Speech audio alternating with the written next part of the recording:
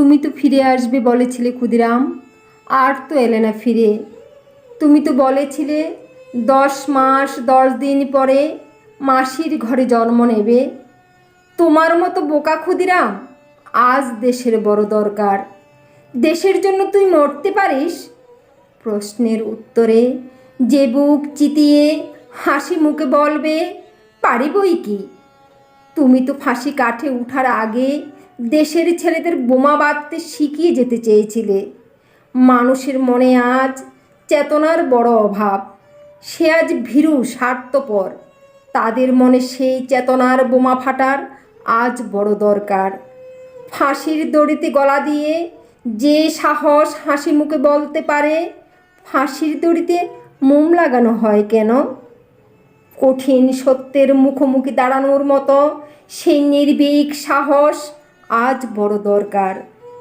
আজ সেই ভীরু কাপুরুষ স্বার্থপর মানুষের মনে সেই ভয় শূন্যতার বোমা ফেটে জ্বলে উঠুক নির্ভীকতার আগুন, জ্বলে উঠুক সত্যের আগুন। হয়তো তুমি তোমার কথা রেখেছিলে ক্ষুদিরাম, হয়তো তুমি ফিরে এসেছিলে, কিন্তু মা চিনতে পারেনি বলে অভিমান ভরে ফিরে গেছো। মায়ের পরে তোমার বড় অভিমান, তাই তুমি মাসির ঘরে ফিরতে চেয়েছিলে হয়তো। ফিরে যদি এসে থাকো তাহলেও আরও একবার ফিরে এসো। ফিরে এসো বন্নিশিকা, ফিরে এসো আত্মবলিদানের আগুন, ফিরে এসো। তুমি তো ফিরে আসতেই চেয়েছিলে। ফিরে এসো বারবার, ফিরে এসো আগুন। তোমার আত্মাহুতির আগুনে পবিত্র হোক এ দেশের মাটি, এ দেশের জল, এ দেশের বাতাস। কথা দিচ্ছি এবার আর চিনতে ভুল হবে না তোমায়। ফিরে এসো ক্ষুদিরাম, ফিরে এসো।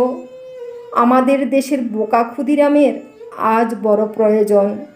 ফিরে এসো, ফিরে এসো ক্ষুদিরাম। তারে হাসি হাসি পড়ব ফাঁসি, দেখবে ভারতবাসী। আমি হাসি হাসি পড়ব ফাঁসি, দেখবে ভারতবাসী।